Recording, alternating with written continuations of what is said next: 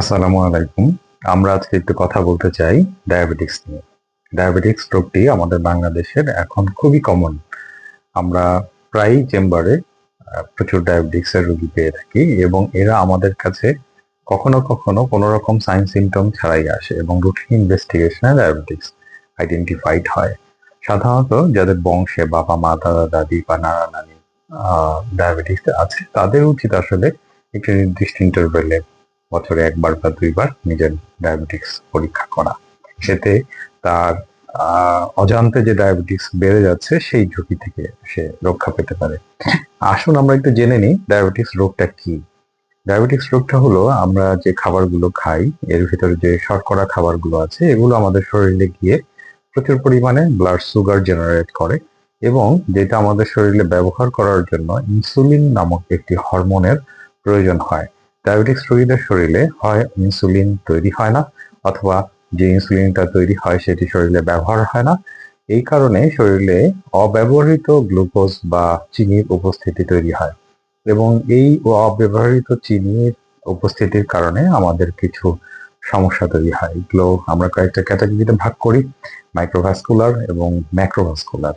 যেমন হলো আমাদের হার্টের প্রবলেম হয়, রক্তনালীর সমস্যা হয়, চোখের রেটিনার রক্তনালীর সমস্যা হয় যার কারণে অন্ধত্ব আসতে পারে। আমাদের নার্ভ সেলগুলো ড্যামেজ হতে থাকে, হ্যাঁ, শরীরে ব্যথা বাড়তে থাকে এবং নানা রকম জটিলতা তৈরি হয়, কিডনি ড্যামেজ হয়। তো এগুলোর থেকে রক্ষা পাওয়ার জন্য আমাদের আসলে করণীয়টা কি? করণীয়টা হলো যে ডায়াবেটিক্সের যে ৩টি রকম আছে, একটা হলো টাইপ 1 যেটি মানে খুব আর্লি স্টেজে স্টার্ট হয়। সেটার জন্য নিয়মিতভাবে চিকিৎসকের পরামর্শ অনুযায়ী ইনসুলিন গ্রহণ করা। দ্বিতীয় টাইপটি সাধারণত ৪৫ বা ৪০ বছরের পরে তৈরি হয়।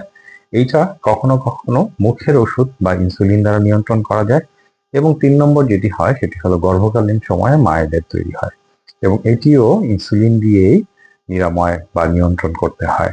আরেকটা বিশেষ ব্যাপার আপনাদের জানানো উচিত, সেটা হলো ডায়াবেটিক্স কখনো নিরাময় হয় না, মানে সম্পূর্ণ ভালো হয় না। এটাকে নিয়ন্ত্রণ করা সম্ভব ইনসুলিন, ঔষধ, লাইফস্টাইল মডিফিকেশন এবং খাদ্যাভ্যাস পরিবর্তনের মাধ্যমে। তো অনেকেই মনে করেন যে আমার ডায়াবেটিস কমে গেছে, ওষুধ খাচ্ছি, ইনসুলিন নিচ্ছি, ডায়াবেটিসটা নর্মাল রেঞ্জে চলে এসেছে, তাহলে মনে হয় আমি এখন ডায়াবেটিক্সের জন্য ওষুধ বা ইনসুলিন বন্ধ করে দিতে পারি। তো যারা এটা বন্ধ করে দেন তারা দেখা যায় যে বিভিন্ন রকম ক্রিটিক্যাল ইমার্জেন্সি নিয়ে আমাদের কাছে আসেন। ডায়াবেটিক্স অনেক বেশি হয়ে যায়, হ্যাঁ, কিটোঅ্যাসিডোসিস ডেভেলপ করে এবং কখনো কখনো আনকনশাস হয়ে আসেন। তো ডায়াবেটিক্স রোগীদের মাথায় রাখতে হবে তার ডায়াবেটিক্সটা কখনোই ভালো হবে না এবং তাকে এই রুটিনের মধ্যেই থাকতে হবে। ওষুধ, লাইফস্টাইল মডিফিকেশন এবং খাদ্যাভ্যাসের পরিবর্তন। যারা এটা লং টাইম ম্যানেজ করতে পারবে প্রপারলি তারা আসলে দীর্ঘদিন ভালো থাকতে পারবে। এটাকে খুব সহজেই নিয়ন্ত্রণ করা যায়। এই ডায়াবেটিস নিয়ন্ত্রণের জন্য দরকার সুশৃঙ্খল জীবনযাপন এবং খাদ্যাভ্যাসের পরিবর্তন এবং মনের জোর। ধন্যবাদ সকলকে।